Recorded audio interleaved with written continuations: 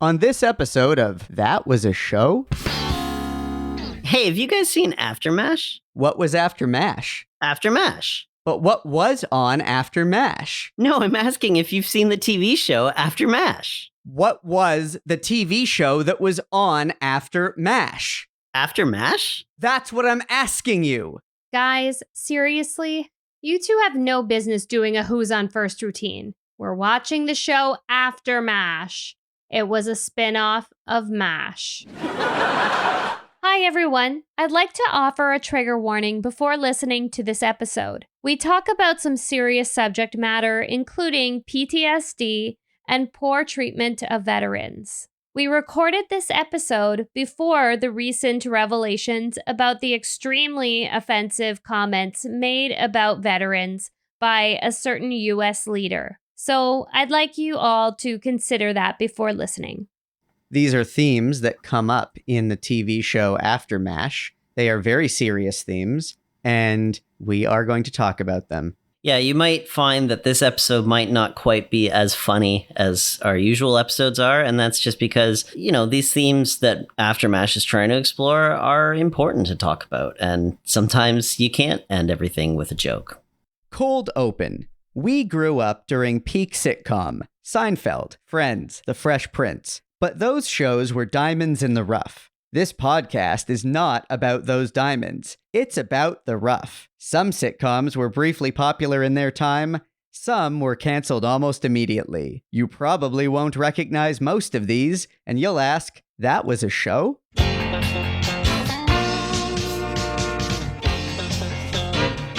That was a show?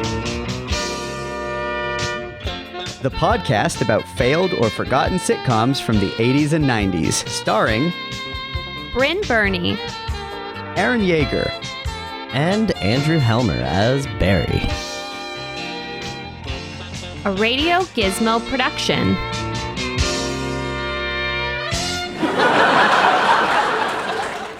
How do we do this? Well, we begin with you, Mr. Helmer, telling us about the show AfterMASH. What was the show AfterMASH?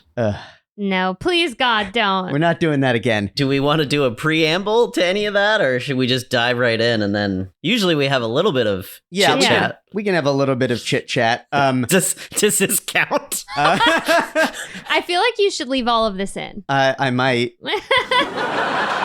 AfterMASH was an American spinoff of the CBS series MASH. While MASH needs no introduction, for posterity's sake, I will mention that MASH was a sitcom that dealt with the daily lives of the hardworking and hard-playing doctors and nurses of the 4077 Mobile Army Surgical Hospital during the Korean War. AfterMASH, which stars Harry Morgan, Jamie Farr, and William Christopher, is set immediately after the epic series finale of MASH. It follows the three characters from the original series as they return home from the war and begin working together in a VA hospital. The series starts as Harry Morgan's Colonel Sherman Potter returns to his beloved wife, Mildred. Their happy reunion is cut a bit short as the boring life of a retiree quickly gets to Potter. After a disastrous try at returning to private practice, the 30-year veteran is convinced to take a chief of staff position at a local Missouri VA hospital. His first order of business is to hire his former clerk, Max Klinger, who is facing some readjustment issues of his own. As the two old friends catch up over drinks, they're contacted by their old wartime chaplain's sister. It seems that beloved MASH regular Father John Mulcahy has fallen on hard times and hard drinking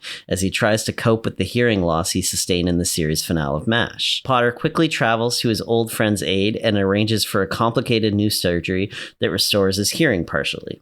Mulcahy returns with Potter to recover at the VA hospital, and as he awaits the second half of the surgery, he is offered the position of hospital chaplain. That is the barest breakdown of the pilot, because it is loaded with subplot after subplot.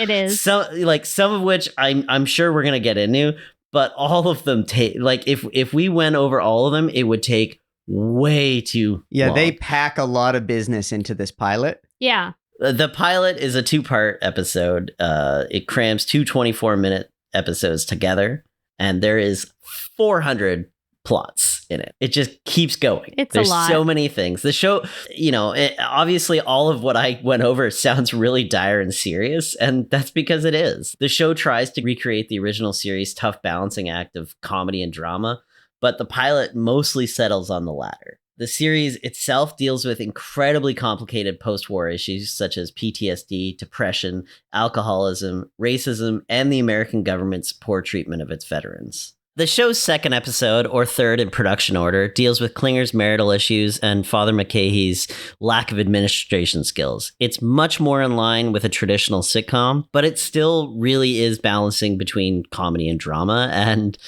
it's not that funny. So it's kind of hard to really nail down as a sitcom. This is definitely, I would say, the weirdest tone we've covered on anything. And that's MASH. That's MASH in general.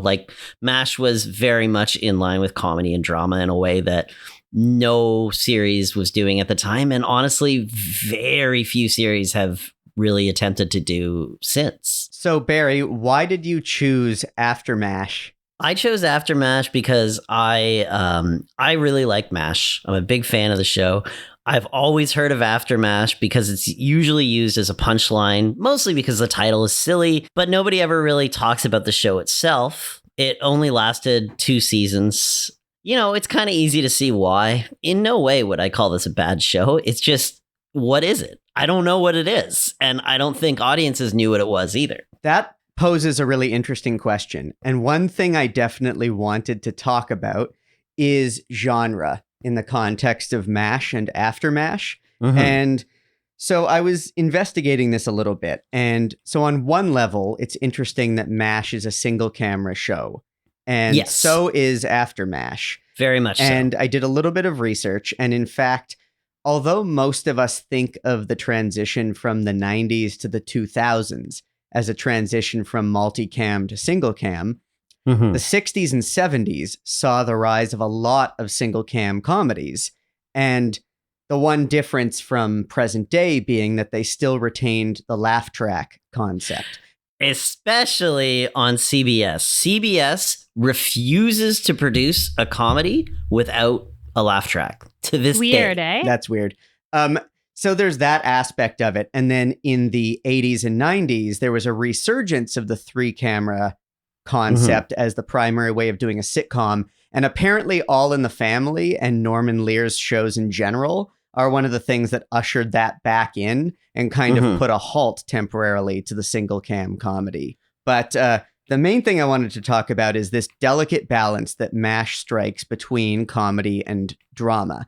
And MASH does it very well.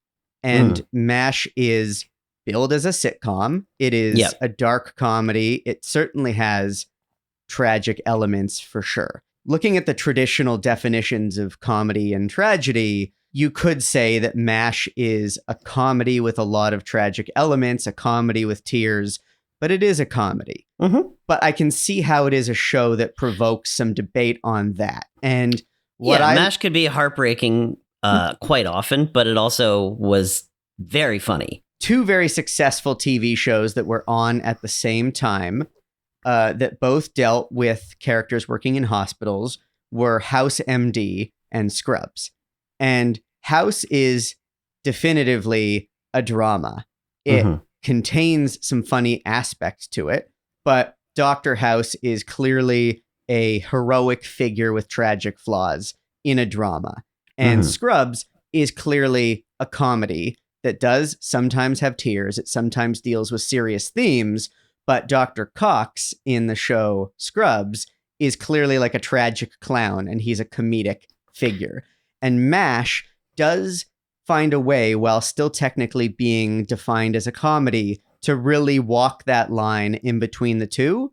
Yeah. And then when we look at AfterMASH, like you mentioned, the pilot, I don't even know if it's trying to be a comedy. It's so weird that there's these little bits in the pilot where the laugh track pops in and you're like, what the fuck? And there's lines that are way more snappy that are not. They don't have the laugh track. They don't, It's weird.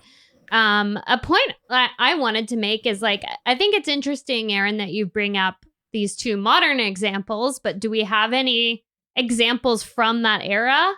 Because it's like, I feel like the whole balancing of drama and comedy is more common now.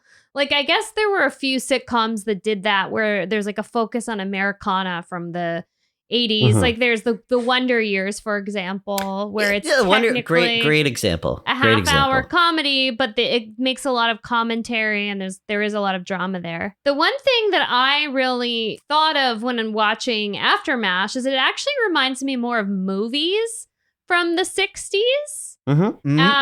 It reminds me of like, tonally, it kind of reminds me a lot of movies like The Apartment or like The 7-Year Itch. Oh, where yeah. there's like a lot of male like voiceover and commentary, and like there's a similar kind of there's a Billy Wilder aspect to it. There's like a Billy Wilder vibe happening there for sure, especially in the opening where it's the letter that's being written by Potter. Like that just really, really reminds me of something that, you know, Jack Lemmon would be. Yeah, exactly. And the reason I think that's such a thing is because a couple of the writers on staff of AfterMASH were like veteran writers from the 50s and 60s. And actually, when going through it on IMDb to do a lot of the research for my later segments, they are older writers. And yeah, they were working on movies and television way back in the 50s and 60s. So that comes out not only in the tone of the writing, but obviously some of the themes and some of their attitudes towards. It's clearly reading the full list of writers. You know, this is me assuming that they're white because of the names, and I mean, you know, they were. Yeah, let's no throw it out there. fact checking required. It's, you know, it's just a collection of old white guys writing this, and they're wearing short-sleeved dress shirts. Exactly. In episode 3, they definitely pivoted more toward a traditional sitcom flavor. Still not funny per se, but in terms of like the way it's being presented, like episodes 1/2 don't even seem like they're trying to do a sitcom. And whatever it is they were trying to do, I would imagine that there was either some audience feedback or a focus group or something. And they said, okay, we're going to let this show continue for a while, but you need to start hamming it up more. Yeah. If there's one thing that they're trying to do in all of these episodes is that they're trying to be MASH. MASH quite frequently, like you would just, you know, one week would be a complete comedy and then the next week would have very little laugh lines in it at all. In fact, towards the later years of the show, they were successful in being able to drop the laugh track on episodes if they chose to, because they weren't funny episodes. Throughout all of MASH, they basically, their only rule was they had to negotiate this with CBS, was basically if they were in the OR, there was never a laugh track. Oh, interesting. That was a big thing for them. If they were in the OR, they would still be making jokes, but it was considered a grave scene, so they didn't put a laugh track in there. I like that. That's it's great. A good use of restraint. To be honest, and those scenes are often funnier too, because you're not forcing it. We've talked about this before, where like, you know, a lot of people like to point out that a laugh track tells you when to laugh, but that's not what laugh tracks were. Like, obviously laugh tracks were there to recreate the experience of like a live audience, which I think is something Aaron brought up before, but it still feels like it's telling you when to laugh. Yeah. I think it does warrant addressing a little bit the massive success level of MASH. Yeah. MASH was 11 seasons. The Korean War was 3 years. Yeah. Yeah. So MASH was arguably a lot more successful than the Korean conflict. And to take it a step further, so MASH in 11 seasons, I checked a few stats on it, did 256 episodes. Indeed. It was nominated for over 100 Emmy Awards and won 14. Wow. And, only 14, though. Yeah. And in addition to the smash success of the TV series, it, of course, was in and of itself, in a way, an adaptation or even spin-off of the very successful feature film MASH by Robert Altman in 1970. Yes, it was. Even sharing the same theme song, but with the lyrics removed. Yeah, and those lyrics are, so for those out there who don't know, The theme song to MASH is called Suicide is Painless. Those were not lyrics that would fly on American network television. No. And of course, MASH the movie is a renowned dark comedy, held up as one of the crowning achievements of that genre. And it won the award that is now known as the Palme d'Or at Cannes. And even that was technically an adaptation, not a spin-off, but technically an adaptation of a novel. So MASH as a story franchise, if you want to call it that, is massive. MASH also had 2 additional spin-off shows outside of AfterMASH. It had Walter, which didn't get past the pilot, and Trapper MD, which lasted for 7 years. Oh, I didn't know that. I didn't know that. I feel like in this spin-off territory we've taken, it's basically this pattern of hugely, massively successful shows. And the spin-offs, with the exception, I guess, of the one Trapper MD. Trapper MD. And as we discussed in our Golden Palace episode, Empty Nest, often these spin-offs, they die on the vine. Yeah, they do. They either are hugely successful like Frasier, or they're just like, they just can't. And it seems like the spin-offs that are most successful are the ones that are the furthest detached from the kind of plot setups of the original. Like maybe there's one character that's the same, but that character is in a completely different world. And I'm sure this is not this little set of episodes that we've done is not the end of it. We're gonna do a lot more spin-offs. Oh yeah, spin-offs they're fun territory, you know. Yeah, they are. And actually, even just this is something I'm sure we're gonna get into in a lot of episodes, but like just bringing up like Trapper John MD, while that show was not a failure because it lasted for 7 years, it is certainly forgotten. Yeah, Trapper I haven't John heard of it. Yeah, it has no cultural cachet whatsoever. Yeah. So we'll definitely be dealing with shows that, maybe they lasted a few years, but they sure are forgotten. Yeah, they didn't make an impact, or they had no longevity. Like they don't have... Nobody's fighting for the streaming rights. Exactly. It's funny. In terms of the themes of AfterMASH, and it is a theme-heavy show, first and foremost, what's obviously set up in the pilot is the aftermath of Meat Mop. Oh God, did I try not to work that into my intro? I was like, I rewrote so many things. I was like, take that word out. No, I'm blazing clean through saying this. The aftermath of the Korean War is heavily addressed. And there are a couple key aspects to this that come up in the pilot, and in a very heavy and serious way. Yeah. One is what we would clearly today refer to as PTSD. They do talk about the trauma that people who went through this war experienced and continue to suffer through. And that is a very important theme. And the other thing, which is interesting, I wrote this down as a note. I'm just going to read from what I wrote here, that the public understanding of the Korean War is something they talk about. Too. Because World War II veterans were welcomed home as heroes, and everyone talks about that war. And the Korean War is something that was essentially swept under the rug to some degree and diminished in the public consciousness. And they do address that head on, which is also a very laudable attempt at presenting a serious theme in a comedic context. And that is an important discussion to have.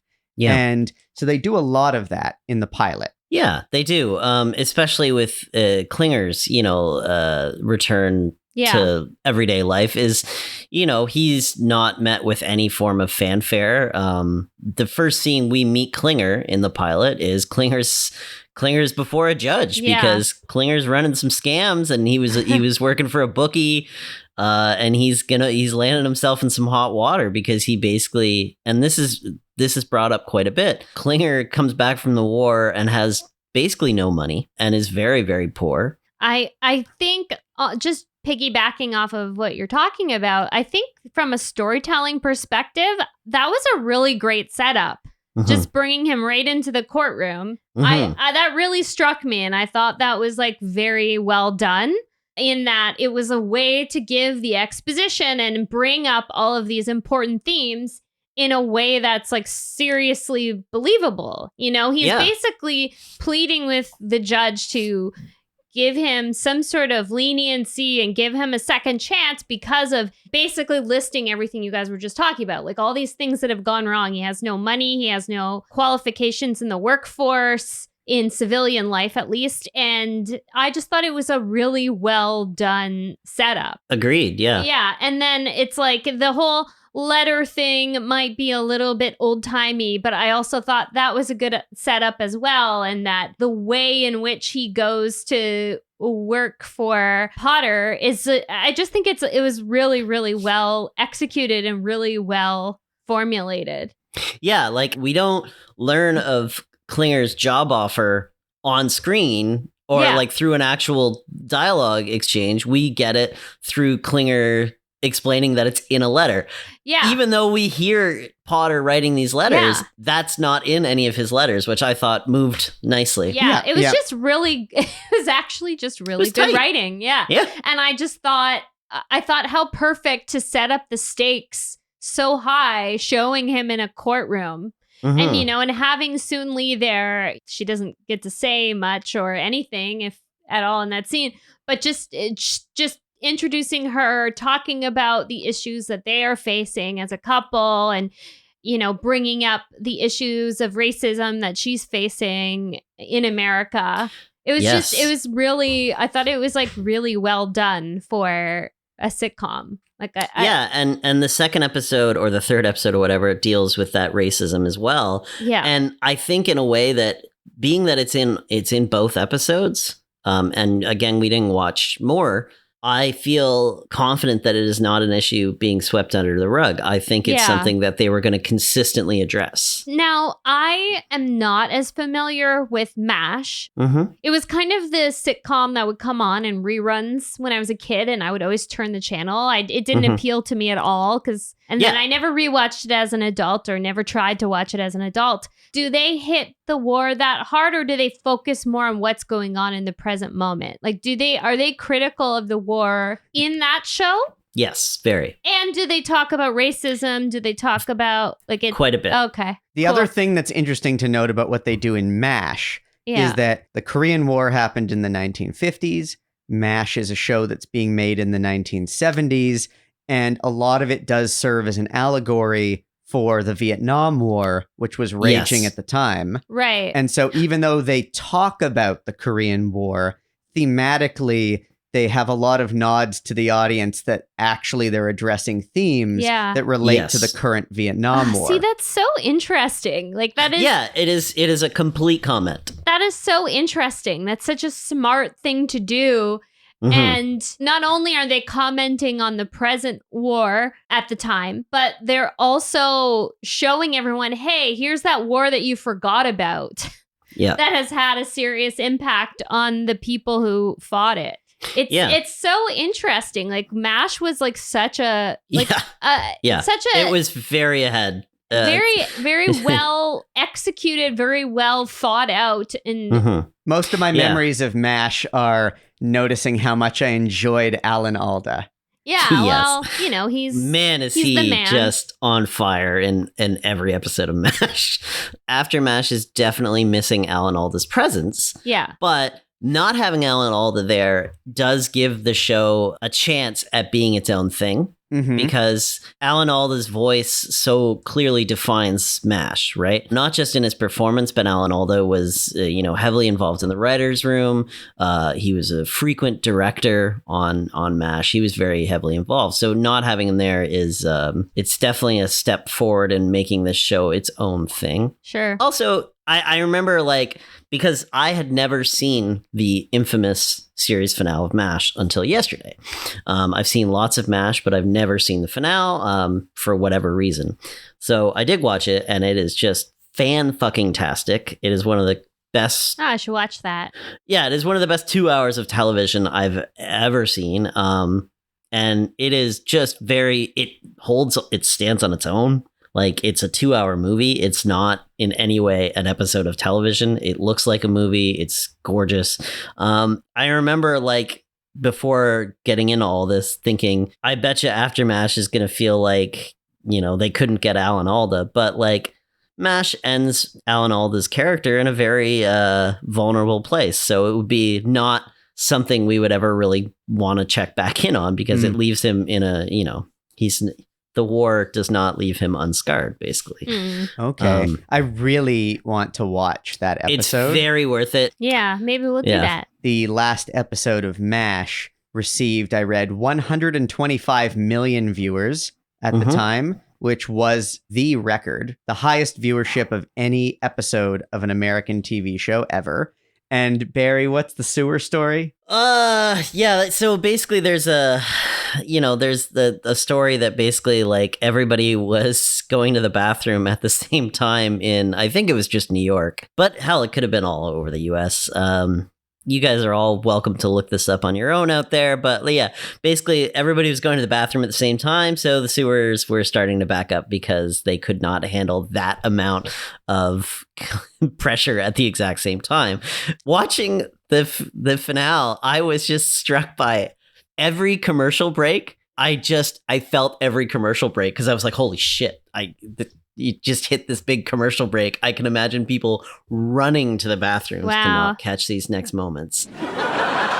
After MASH, it's so hard to shit on this show because like it's not very entertaining. You can see why it doesn't last because it's all over the place. I think another reason why it doesn't last is with MASH, being a constant comment on, the American war effort, it was still removed from society. They were fighting in a conflict. They weren't in the US.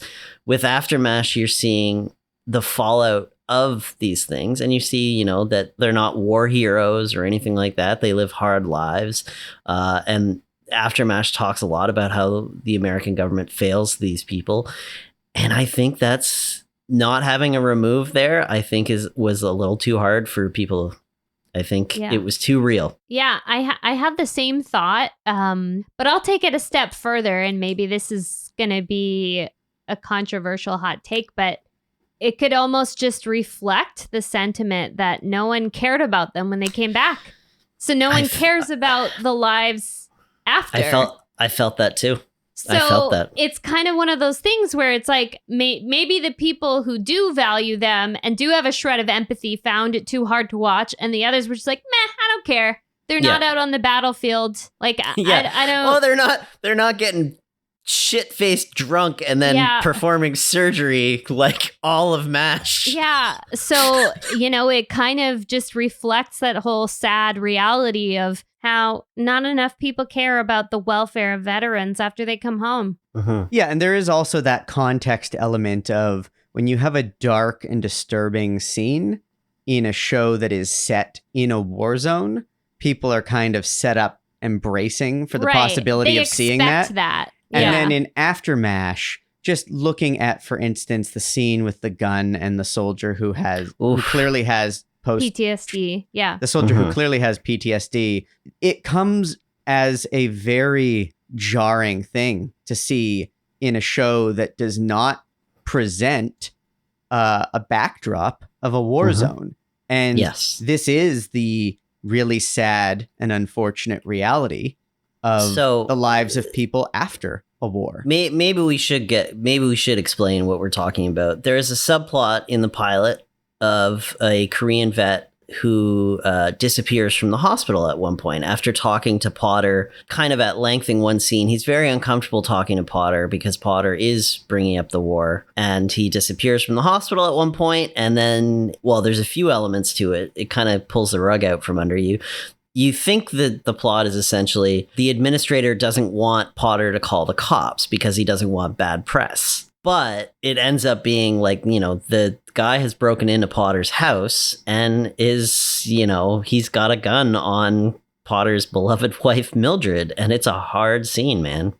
It's a tough scene. One thing that we should actually note is that at this VA hospital, there are veterans of many different wars. That struck me as well. That's so interesting. It is not limited to just the Korean War and just people who went through the experiences specific to the show MASH. I found that really interesting too. And of course, very representative of VA hospitals. Especially in the 50s at that time. Like there would be generations of veterans. That is realistic. And there's a line in that where they, he's like, we've got, veterans from World War I, World War II. We even have somebody from the Civil War, which on my first read, I thought was a joke. And then realized, no, it would have been possible. Joke. It's wild. Yeah. It's the 50s. It's 90 years after the Civil War at that point. Can you imagine the sort of complicated context that would come up amongst the veterans and the weird hierarchy that might exist? Yeah.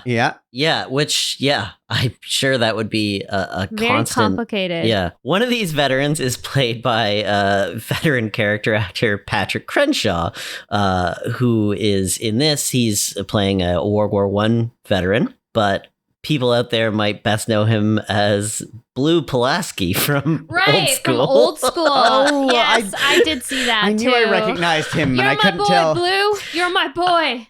I ended up looking into it, and his character is reoccurring, and he's in 20 episodes of the show. He's never a series regular, but he's basically always a patient at that hospital. Funny. There's a plot line in the pilot specifically about Father Mulcahy providing some counseling and assistance to an injured veteran, a black man that lost one of his legs, and he's struggling to learn to walk on a prosthetic leg that he's been given. And in a conversation between the two of them, Father Mulcahy suddenly notices the prosthetic leg, which has been taken off and left on a windowsill. And he asks the man if that's the leg in question. And the man makes a comment about how when he tries to walk on it, it feels like somebody else's leg. It doesn't feel like his own leg. It's just awkward for him and it's uncomfortable. And so the priest says, "Can I borrow that?" And he takes the leg and he walks away. And I kind of started to see where this was going. And sure enough, later in the episode, we see the injured man walking successfully on the leg. And it's actually, it's a moving scene. He lifts up his pant leg and we see that it is now a leg that has been correctly modified to reflect his actual skin tone. And in the dialogue, it comes out that Father Mulcahy, got a can of paint and fixed it so that it would actually seem appropriate for this recovering injured veteran. And it's interesting because it's loaded. It's a loaded scene. It's a loaded scene and it is emotional to watch. At the same time, looking at it through today's lens, it's hard to not recognize the sort of white savior undertones of the way they present this. Yeah. And that comes up again and again in this show. Yeah. And at the same time, for 1983, I don't know, maybe this scene gets an A for effort. It's not really my place to say. But I think a few of the scenes get A's for effort, but I felt the exact same conflicting thoughts as you. Yeah, and this comes up a lot with Klinger. Klinger and his wife, Soon Lee. There is like a whole element of white saviorism that is an undercurrent of their relationship. And it's very interesting. And I think it just kind of speaks to the fact that it was a writer's room full of old white guys. Of course it's going to be that perspective. And for me, when I saw that scene, I found contemplating the struggle that this injured veteran is going through and the fact that he's been given a prosthetic leg, which is clearly a Caucasian colored prosthetic leg. I did find it very moving to think about that. And to recognize... It's impossible to write the scene off. It's a good scene. Yeah. It's just got elements to it. Yeah. In feeling for the injured veteran, it is a very moving and impactful scene. But then moments later, thinking about the way they present it as somebody else stepping in as this savior to talk about the problem, that's a whole other issue. So it is a complicated scene. Again, 1983, what year did the major bandage brands finally start to talk about this and get this right? Was it last year? Yeah. That's so true. It's a real problem. It is a real problem. This is still a huge issue. and I couldn't help but feel like oh, this is definitely written after this is something that was recounted to them, or, that had to have been based off of a true story, right? Like, just in general, because of course, that's something that, a Black veteran would encounter. Again, like you said, it's 1983, so A for effort. I think more effort actually having a Black cast member. Yeah, working in the hospital. Yeah, to talk about his experiences coming out of the Korean War. Because clearly they were there as well. Like, yeah, A for effort. And as Brynn brings up, like, there's a lot of racial issues with, Soon Lee's character. Most of them handled very well. Most of them handled in a way that suggests that they were very much looking to talk about it. Yeah. Not always perfectly executed. Yeah, they don't always get it right. It does seem to be something that they're putting a focus on as far as something to try to talk about. It's interesting. So I'll just sprinkle some MASH nuggets in, like I've always known this, but I just watched the finale yesterday and learned this. Soon Lee was not a character on MASH until the end. She is only in the last 2 episodes of MASH, and their relationship goes that fast. And it is impossible not to read some white saviorism into the way it is presented in the series finale, because he literally just meets her and they get married within like a week, basically. Wow. And he's like, I'm gonna save you and take you away from all this, baby. And she's a fair amount younger than him. So I mean, and he calls her kid all the time. So it's which I do not care for. No, I do not care for that, obviously. But I mean, that's a hold off of the here's looking at you, kid type right for days, sure. But just the optics of it are not great, given the fact that he's got like 20 years on her. Can we talk about a weird thing? I was so uncomfortable with every joke made about Klinger's nose. Yeah. When I was watching MASH yesterday. Like, it's just nonstop jokes about poor Jamie Farr's nose. Constant. And then when AfterMASH started and they start in on it again, I was like, oh, come on. Leave the poor guy alone. Yeah, they really make a meal out of that. Yeah. Why does Father Mulcahy make remarks about a woman having thick calves in episode 3? I mean, this is a good segue, I guess, into our next glaring topic. Is one of the main problems I had with this show, which is the sheer amount of misogyny that kind of guides the entire series. There are some scenes and lines that are like tug on your shirt collar rough. Like, whoa. I think what makes it more egregious is, and I often find this with media, it's so casual. Yeah. Yeah. It's like they couldn't fucking help themselves in just having these attitudes towards women. It's troubling, right? It's just so casual that when they were turning in these drafts and the writers were reading them, nobody was making hey, maybe not that line. The whole subplot of will Klinger or won't Klinger have an affair with Bonnie or try to put the moves on Bonnie. That's weird, right? Yeah, like there's a line where he's like, oh, I'm not gonna try anything or do anything, but I would like to see her in that convalescence gown. Yeah. What kills that scene is that, like, then Potter's like, I know what you mean. And I was like, yeah. What?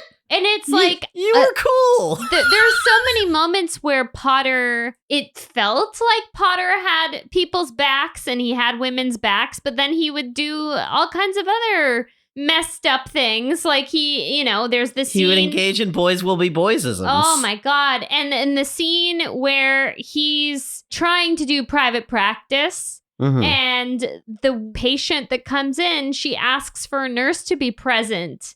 And he refuses and gives her all kinds of attitude about it. And he's like, what you've got, I've seen thousands of. And I don't know how to take that scene because it's clearly painted as that's why he can't keep doing that. Yeah. And like, because he's back in the world now and like the real world has standards. Like, is that the commentary? Well, yeah, because he's been in 3 wars at this point, and most of his medical experience has been in these wars. Mm-hmm. I feel like the show, it paints it as like that's a problem, but it doesn't really take him to task for it. No. Like, no. Yeah. And, I think he has a nice relationship with his wife, and I kind of liked their scenes together. But yeah, at the end of the day, he's still just another problematic man. There's the whole subplot in episode 3 with Soon Lee wanting to get a job. And of course, Klinger is opposed to that because no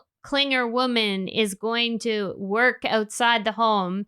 Well, he said work, and then the punchline was supposed to be that he's so ignorant that he doesn't acknowledge that what she does in the home is work. So basically, Klinger's talking about this whole issue. He's so offended that Soon Lee wants to work outside the home, and Potter's like challenging him on that mentality. But the way it's talked about is, oh, don't mess up your marriage. Just let her, be independent. Not, hey, don't be an asshole. Your wife is entitled to work outside the home if she wants to.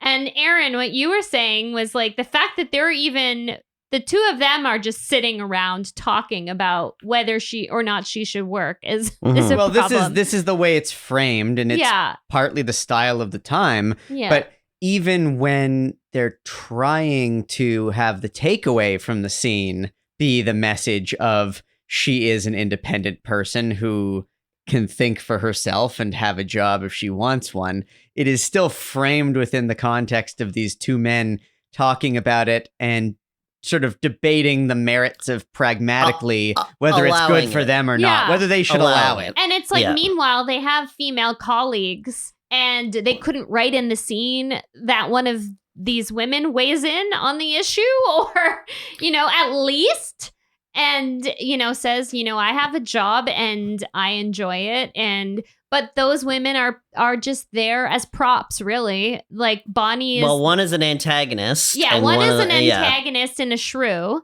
basically. Yeah, and one of them is there to be objectified. Yeah. Oh, and I just want to say about that, I think that might be hitting on another trope where you have a character like Klinger, where lots of attractive women are mysteriously throwing themselves at him. He's got Kavorka, man. I'm so glad you said that. Yeah. Because Brynn and I were talking about this, and where it's different from Kramer's Kavorka is that in Seinfeld, they do a commentary on it. They talk about how preposterous that is. And even Kramer knows that it's weird. And B, in this context of this trope, it's always the male character who's like an average looking guy, and these attractive women are throwing themselves at him, and he has to like beat them off with a stick. Like the plot is always like, how do I get away? Like, how do I dodge? It's like they know. It's like they somehow know he's a sitcom character. Yeah. Yeah. Like they know he's Klinger. Exactly. Yeah. Is that a trope? And if so, what do we call that? There's an interesting line too, where Alma, who is the, she's kind of like the head admin there. The office manager, I guess. The office manager. Yeah. She unintentionally kind of talks about this because even she's antagonistic. She's always there to be a foil for the characters, at least in the episodes we saw. She's never there with people's best interest in heart or anything. Yeah. But she says, I don't trust that Klinger. He acts all polite and like he has manners, but like deep down, like she doesn't trust him. And I'm like, yeah, me neither.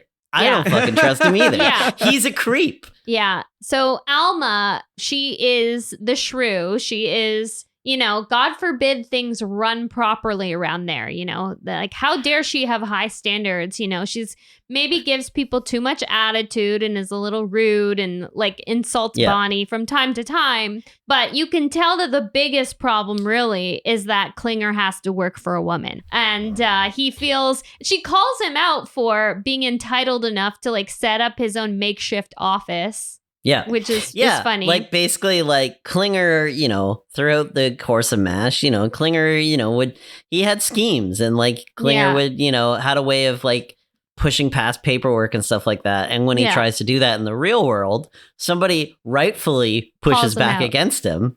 But we're not supposed to root for her. Yeah, we're not. And it's interesting. Like it's like there's a little bit of them trying to do something with the women characters, but it never really, there's just the show is just too male dominated in the writer's room and too old school male dominated in the writer's room. What we've seen of Soon Lee, she does stand up for herself and she is like assertive with him. When he challenges her and says, tries to pull the old, oh, you're forbidden from having a job, she fights back. And I appreciate that. But it's just, she's kind of set up to just face his BS and face his misogyny. And, she also faces racism from the world around her. So it's kind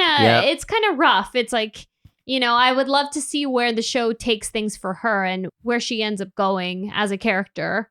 But, there wasn't enough of that. I think their heart's in the right place on Soon Lee, for sure. Yeah. And Rosalind Chow is great. Yeah, she's amazing.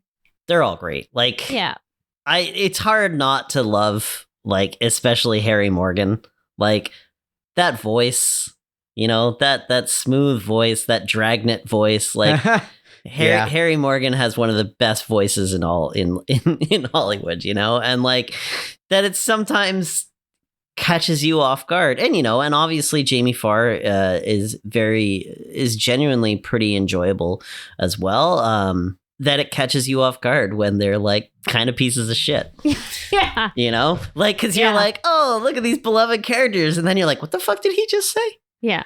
Yeah. The other thing that is a pretty jarringly sexist plot line, little subplot that stood out for me.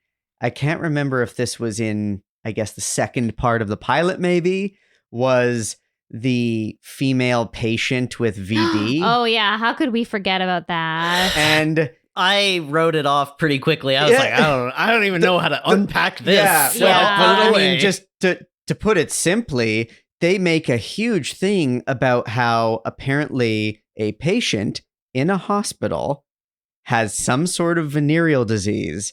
And it is such a crazy, shameful, embarrassing, disgusting thing that an unmarried woman has some sort of venereal disease that they don't even know. Doctors don't even know how to have a conversation with her about it. They don't even know how to treat it.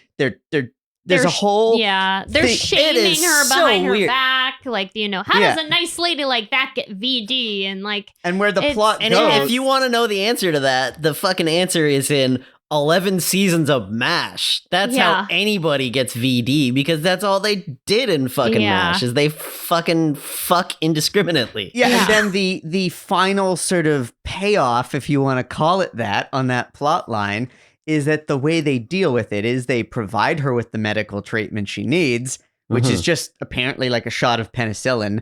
And then in the medical records, they file it under like some other person's name, or they kind of hide it so that this shame won't follow her in her like medical records. What? Yeah. Oh my God. It's and to be clear, this was 1983 when this was made. This is after a solid quarter century of the so-called sexual revolution. Right. Yeah, like But it takes place in the 50s, so is it a commentary? I can't tell. But it doesn't feel like they're talking about it like a commentary on the 50s. There's lots of shows that we watch that are made now that are period pieces, and you can tell that it's a commentary. They're like presenting something problematic from the past, and you kind of get that sense that, like that's messed up. That's a good reminder of how far we've come on this one issue. Yeah. But it's not... To me, it doesn't come across that way. These characters don't learn to be more forward-thinking. They're heroes because they protect her fucking dignity. Yeah, it's really weird. And it's really hard to tell what is being said, except that, here they are, the heroes once again. Like, it's just... Yeah. Like, that's all there is to say about it, I mean, the bottom line is, if you're going to do a show that takes place in the 1950s, you have to make it clear what the editorial voice is. So Yeah. the characters might have certain attitudes, Yeah. and that's a commentary on the era. But I need to know, as a member of the audience, what do you, the creator of this show, Yeah, I need to think know about too. this issue? Yeah. I did find that the archival footage made for a good transition to take us from the world of MASH into the world of AfterMASH. Mhm. And Yeah, I loved all of that. I feel like if you are going to set that up stylistically, it Mhm. should become a bit of an ongoing motif. So the one thing I would have liked to see is maybe the use of archival material again. And who's to say they don't go back to that well at sometimes? I mean, basically, you start every episode in the credits of mess of both archival footage and artwork from the 1950s. Very nostalgia heavy. Like, there's a lot of like Rockwell-esque Americana in the credits and stuff like it reminded me of the credits for Cheers. that. Yeah, It had the good call. same kind of vibe to it. Mm-hmm. I mean, I love the opening credits. I hate the opening theme song. Yeah. And that also speaks to kind of the attempts at comedy, especially, I mean, by episode 3, where they are pivoting more toward traditional sitcom dialogue beats. A lot of the jokes that do squeeze their way into episode 3 of this, when they're not tackling the serious themes, are very hammy. They're very like little wordplay things. It's like they hit a switch. It's not tragedy and comedy operating hand in hand. No. It flips back and forth. I will say this. There's a few lines in that third episode that I absolutely loved. Again, it's not funny, but man, is it just a well-written line. But son, if you try to keep a Murphy bed down solo, you'll find yourself up against a wall. I was just like, man, that's good. That's good writing. Yeah, I'll give you that. That's good writing. Yeah, there's lots of little clever lines like that. There's the one that Potter says. It's usually Potter delivering them. Yeah. But like he says at the very beginning when he's reunited with Mildred, she was saying, "Oh, I didn't expect you until tomorrow. Is today tomorrow?" And he says, "Yeah, and we only have tomorrows from now on." And I thought that was so cute. Yeah, Like, and it was such a sweet line. Yeah. Well, let's be honest. Potter is the strongest part of the show. Despite his flaws. Despite his flaws. He has the least amount of flaws. Yeah, he's the least offensive. He's not perfect by any means, but one thing that's quite remarkable about this show is just how much time they spend on the paperwork and administrative duties of running the hospital and the government bureaucracy. It's true. Yeah, I found that super interesting. It's a recurring theme. It involves all of the characters. It's quite a choice for a TV show to devote a sizable percentage of screen time to admin stuff that most shows would not talk about. Our protagonists are kind of painted in a way that like they're working within a broken system. They're all trying to do the right thing, but they're constantly butting heads with bureaucracy. Although on paper, literally and figuratively, that might be an interesting commentary to have. I do feel like that may be one of the reasons this show didn't last, because as much as that's an interesting theme, I don't know how entertaining that is to watch on an ongoing basis.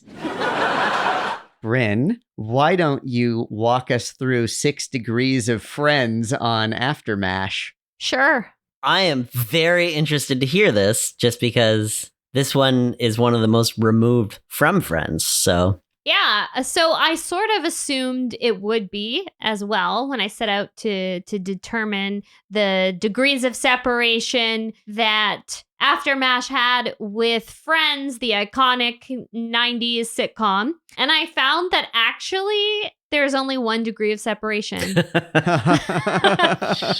Okay. Yeah. Wendy Shaw, who plays Bonnie Hornback, the much objectified receptionist on AfterMASH, guest starred on Friends. Oh. Yeah. So she had like... Well, shit. Yeah.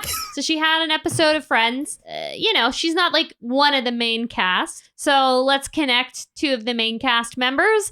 And there's only 2 degrees. So Jamie Farr, who of course plays Klinger, and William Christopher, who plays Father Mulcahy, Both guest starred on Mad About You. Oh, okay. Oh, another Mad About You connection. And so, if you guys haven't heard any of our other episodes, the Mad About You connection is through Lisa Kudrow. So the 2 degrees go as follows. Each of those actors guest starred on Mad About You.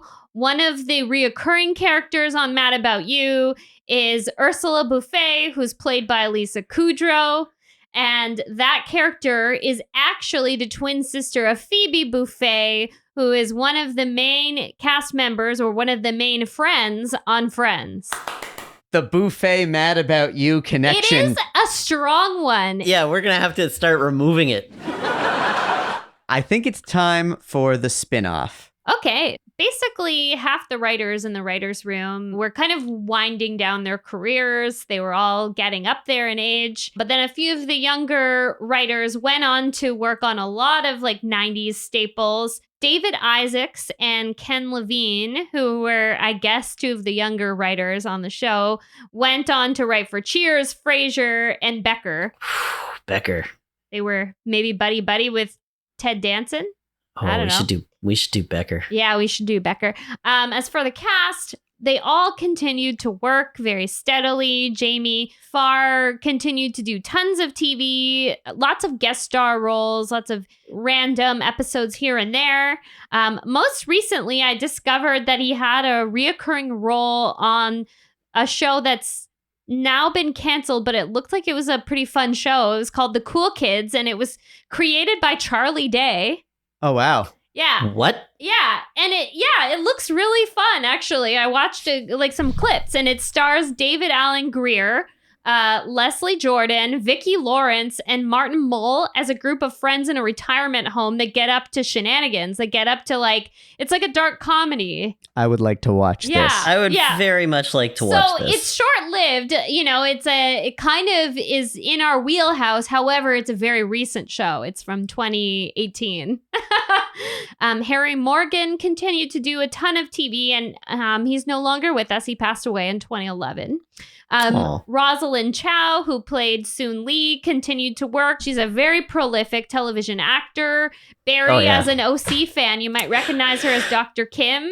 I did. She's Dr. Kim was the principal at the school that the kids in the OC went to. Yeah. She was also a reoccurring character in one of my favorite short-lived sitcoms, Don't Trust the Bee in Apartment 23. Yes, she was Pastor Kim. Yes, she was Pastor Kim. It just occurred to me right now. Yeah.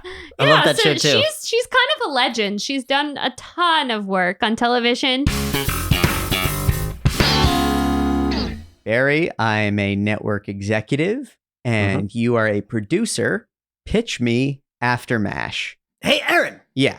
Did you like my hit show, MASH? I did. We made a lot of money on that, didn't we? We sure did. Would you like to keep making money? Sure. Great. Let's just keep the MASH train going. I've got a show for you. It's called AfterMASH. There's only one problem. What's that? I can't find Alan Alda's phone number anywhere. Shit. But it's okay. We got some of the other guys. That'd be great. That sounds fine. This was fun. We've had a lot of laughs. Well, not that many laughs for this show, but some things are no laughing matter. What did we learn from AfterMASH? I think that we learned that if you're going to tell a story about the operations of a veterans hospital, you should not actually spend 40% of your screen time on paperwork and admin, which they do. So that concludes episode 9, and we've now done 3 high concept shows, 3 low concept shows, and now 3 failed spin-offs. Coming up for episode 10, we are very excited about what will be our first very special episode. And cut to credits. That Was a Show is a production of Radio Gizmo. Subscribe on your favorite podcast platform and follow us on Instagram for info about upcoming episodes. If you enjoyed the show, tell your friends about it. Next time on That Was a Show. I did 75 series, so you can't love them all. With every show that I was hired for, I really did try to create a sonic brand. a unique identifying signature for the show that even from another room with their head in the refrigerator, people would hear it and a Pavlovian response would be, ooh, let's watch that show. I recognize that. Radio Gizmo.